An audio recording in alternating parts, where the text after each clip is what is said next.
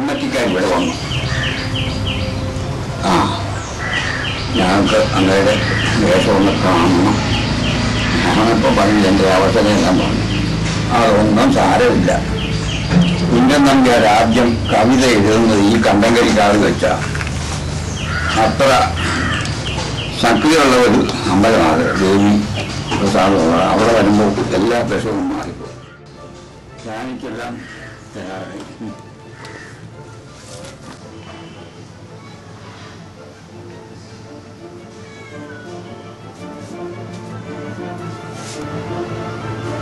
ഭൂമിയുടെ ഈ അയ്യപ്പന്മാരുടെ അമ്പലങ്ങൾ ഒരുപാട് അവരെല്ലാം നിലനിർത്തല്ല.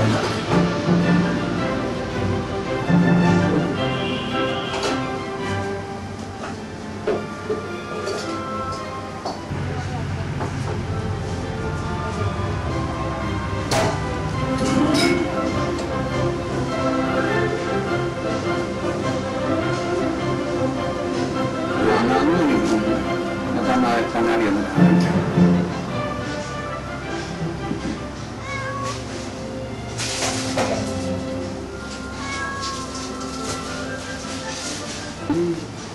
സിംഹനായ ആൾക്കാരെ ഒഴിവായിക്കും.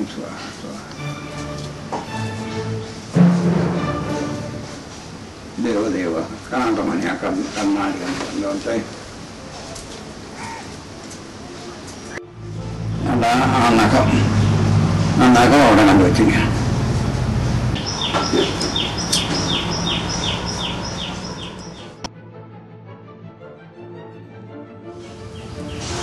അച്ഛൻ ഈ വേഷം എന്നായിരുന്നു ആദ്യമായിട്ട് അണിഞ്ഞത്? വേഷം ആദ്യമായിട്ട് അണിയുക എന്ന് പറയുന്നത് അതൊരു കഥയാണ്. പറഞ്ഞോളൂ. ഈ വേഷത്തിന്റെ ഉത്ഭവം പറയട്ടെ. പറയൂ. കാരണം കൂടാതെ മഹാബലി ചക്രവർത്തിയെ നാട്ടിൽ നിന്ന് പാതാളത്തിലേക്ക് ആട്ടിപ്പായിച്ച കാരണവശാൽ അസുരന്മാരെല്ലാവരും കൂടി സംഘം ചേർന്ന് കുലഗുരുവായ ശുക്രമഹർഷിയെ അഭയം പ്രാപിച്ചു. അദ്ദേഹം ക്രൂര അക്ഷരങ്ങളെ സംഘടിപ്പിച്ച് ധ്യാനിച്ച് അയച്ചപ്പോ ഈ കൃത്യം ചെയ്ത മഹാവിഷ്ണു സ്തംഭിച്ചുപോയി. നാരദ മഹർഷി കൈലാസത്തിൽ ചെന്ന് ഈ വിവരം പറഞ്ഞു. അറിഞ്ഞില്ലേ വിശേഷം? എന്താ അത്? മഹാവിഷ്ണു സ്തംഭിച്ചു. എന്താ കാരണം? എനിക്കറിഞ്ഞുകൂടാ. ഉടനെ സുബ്രഹ്മണ്യനെ വിളിച്ച് ആ സുബ്രഹ്മണ്യനോട് പറഞ്ഞു, ഗണിക്കൂ, മഹാവിഷ്ണു സംഭവിക്കുവാനുള്ള കാരണം ഗണിക്കൂ എന്ന് പറഞ്ഞപ്പോ ആ സുബ്രഹ്മണ്യൻ ഈ പ്രശ്നവിധിയിലെ മഹാവിദഗ്ധനാണ്. അദ്ദേഹം പ്രശ്നം വെച്ചിട്ട് പറഞ്ഞു, അത് മറ്റൊന്നുമല്ല, മഹാബലിയെ നാട്ടിൽ നിന്ന് പാതാളത്തിലേക്ക് ആട്ടിപ്പായിച്ച കാരണവശാൽ അസുരന്മാര് ശുക്രമഹർഷിയെ അഭയം പ്രാപിച്ച് സങ്കടം അറിയിച്ചതിന്റെ പ്രതീതിയായിട്ട് അദ്ദേഹം ആഭിചാരം ചെയ്തു. അതാണ് കാരണം. എങ്കിൽ അതിന് പ്രതിവിധിയായിട്ട് ആഭിചാരം, അതിന് പ്രതിവിധിയായിട്ട് ചെയ്യുവാൻ അന്വേഷിക്കും. ഭൂതഗണങ്ങളെ നാനാദിക്കിലേക്ക് അയച്ച് അതിനാരുണ്ടെന്ന് അന്വേഷിക്കുമെന്ന് പറഞ്ഞു. ഭൂതഗണങ്ങൾ ലോകം മുഴുവൻ സഞ്ചരിച്ച് അന്വേഷിച്ചിട്ടും ഈ പ്രതിവിധി ചെയ്യാൻ, ശുക്രാചാര്യർ ചെയ്ത ആഭിചാരത്തിന് പ്രതിവിധി ചെയ്യാൻ ആളില്ലാതെയായി.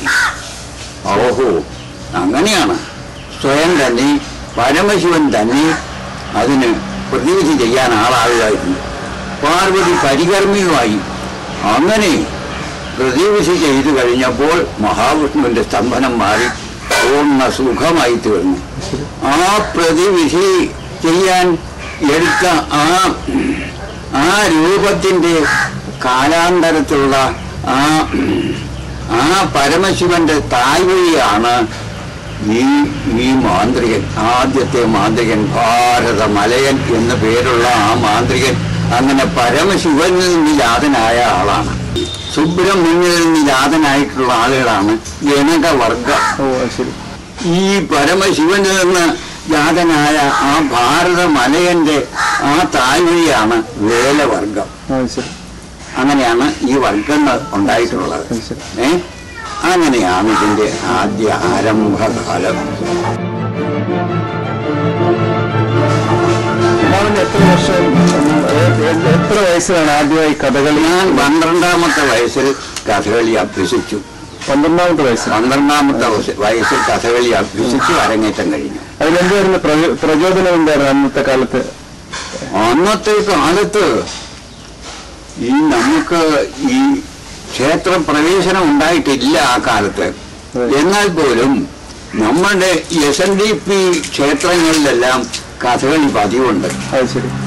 ആ ക്ഷേത്രങ്ങളിലാണ് ഈ പഠിച്ച് ഇവിടെ തന്നെ കഥകളി യോഗം വരുത്തിയെടുത്ത് ഈ നമ്മുടെ സമുദായങ്ങളിൽ കൃഷ്ണപുരം, ചാത്തങ്കരി ശൂലപാണീശ്വരൻ ക്ഷേത്രം, ഇങ്ങനെയുള്ള ആനന്ദാശ്രമം, ചങ്ങനാശ്ശേരി, ഇങ്ങനെയുള്ള സ്ഥലങ്ങളിലെല്ലാം ഈ പരിപാടി നടത്തിയതാണ്. അന്നപ്പോ ഈ ക്ഷേത്രപ്രവേശനം ഇല്ലാഞ്ഞ കാലത്ത് കഥകളിക്കാര് ഈ മറ്റുള്ള സമുദായങ്ങളിലെ കഥകളിക്കാര് നമ്മുടെ ക്ഷേത്രങ്ങളിൽ വരുമായിരുന്നു. അവർ വരും. അവരെ വരുത്തി നമ്മൾ കഥകളി നടത്തും. അവര് വരും. പക്ഷേ നമ്മുടെ ആൾക്കാർ കുറവായിരുന്നു ആ കാലത്ത്. ഇവിടെ ഒരു കഥകളി നടത്തണമെന്ന് വിചാരിച്ച് ഞങ്ങള് ഇവിടുന്ന് എന്റെ മൂത്ത ജ്യേഷ്ഠന് ശിശുവിന്റെ ഒക്കെ അച്ഛന് അങ്ങനെ ഒരു 4 കേശവന്മാരുണ്ട് ഇവിടെ. ഉണ്ണേ കേശവൻ, നരലകുട്ടി കേശവൻ, പുറക്കരി കേശവൻ, വേറെ ഒരു കേശവൻ കൂടെ ഉണ്ട്. ഇവര് ഇവിടെ നമ്മുടെ മുട്ടാറ്റിലൊരു കഥകളി, അതായത് ശിവരാത്രിക്ക് തെക്കേ അമ്പലത്തിൽ കഥകളി കാണാൻ പോയപ്പോ അവിടെ അവര് കാണിച്ചില്ല. അവര് കല്ലുപെറുക്കി എറിയോ. അതായത് കാരണം ഏതാണ്ട് ഈ ഉത്സവ പിരിവിന് വന്നപ്പോ ചില വീട്ടുകാരൊന്നും കൊടുത്തില്ല. നമുക്കിനി അങ്ങോട്ട് പോകണ്ട, എന്നാ നമുക്ക് ഒരു കഥകളി ഇവിടെ നടത്താം എന്നും പറഞ്ഞാണ് ഈ കേശവന്മാരെ നീലംപേരൂര് കഥകളി കൊച്ചപ്പിരാമന്മാരുടെ കളിയോട് ക്ഷണിക്കാനായിട്ട് അവിടെ ചെന്നായി. അവിടെ ചെന്ന് ലിസ്റ്റെല്ലാം തയ്യാറാക്കിയപ്പോൾ അവരെല്ലാം ക്രിക്കറ്റൊക്കെ ഇരുന്ന് അതെല്ലാം അതനുസരിച്ചെല്ലാം തയ്യാറാക്കി ഒരു തുകയും നിശ്ചയിച്ചു കഴിഞ്ഞു. അപ്പോ ഈ പോയവരെല്ലാം കേശവന്മാരെല്ലാം നല്ലപോലെ വെളുത്ത ആളുകൾ, അവരൊക്കെ അറിയാമല്ലോ വെളുത്തവര്. അപ്പം ഇവര് തമ്മിൽ തന്നെ പറഞ്ഞു നമ്മൾ നായന്മാരാണെന്നാണ് അവർ ധരിച്ചിരുന്നത്. അതുകൊണ്ട് നമുക്ക് ഈ പരമാർത്ഥി ഇപ്പൊ പറഞ്ഞില്ലെങ്കിൽ അവിടെ വെച്ച് അവർക്ക് എന്തെങ്കിലും കുഴപ്പം വന്നെങ്കിൽ അത് സർവത്ര മോശമായി തീരും. നമുക്കങ്ങ് പറഞ്ഞേക്കാം. അപ്പോ ഇത് പറഞ്ഞു, ഞങ്ങൾക്ക് ഒരു വീട്ടിലായി കഥകളി നടത്തേണ്ടത്. പനങ്ങോട്ടാണോ? പനങ്ങോടെന്ന് ഇവിടെ ഒരു വലിയ വീടുണ്ട്, പനങ്ങോട്ട് പണിക്കര്. പനങ്ങോട്ടാണോ? അല്ല. പിന്നെ എവിടെയാത്? ഈഴവരുടെ വീട്ടില്. ഈഴവരുടെയോ? തീണ്ടിക്കളിയോ? സാധ്യമല്ല, വരത്തില്ല. തീണ്ടിക്കളിക്ക് വരികയില്ലെന്ന് പറഞ്ഞ് അവരങ്ങ് മാറിക്കളഞ്ഞു. അങ്ങനെ സങ്കടപ്പെട്ടാണ് അവിടുന്ന് പിരി. അതിന്റെ അടുത്ത കൊല്ലം നാരങ്ങാനം എന്ന് പറയുന്ന സ്ഥലത്ത് ആശാൻ കളിയോ നടത്തി. എന്നെ കൂടെ അവിടെ കൊണ്ടിരുന്നു. ഈ പിള്ളേരുടെ ഒരു പഠിപ്പിക്കുന്ന ഈ ചവിടുകളൊക്കെ ചവിട്ടി കാണിക്കുന്നതിന് ഒരാളിവിടെ ഉണ്ടെങ്കിൽ അത് എളുപ്പമാണല്ലോ. അതിനു വേണ്ടി അവിടെ ചെന്ന് അവിടെ വെച്ചാണ് ഈ ഒരു അഭ്യാസം പോലെ തന്നെ ആയിരുന്നു അവിടെ വെച്ചും അഭ്യാസം. അതിന്റെ അടുത്തേക്ക് കൊല്ലമാണ് തിരുവാർപ്പടിയാവുന്നത്. തിരുവാർപ്പിൽ ഒരു കഥകളി യോഗം ഉണ്ടായി, അവിടെയും നടത്തി. അത് കഴിഞ്ഞ് ആർപ്പൂക്കര കോലേട്ടെന്ന് പറയുന്നിടത്ത്, കോലേട്ട് കൊത്തെന്ന് പറയുന്നത്, അവിടെയും കഥകളി നടത്തി.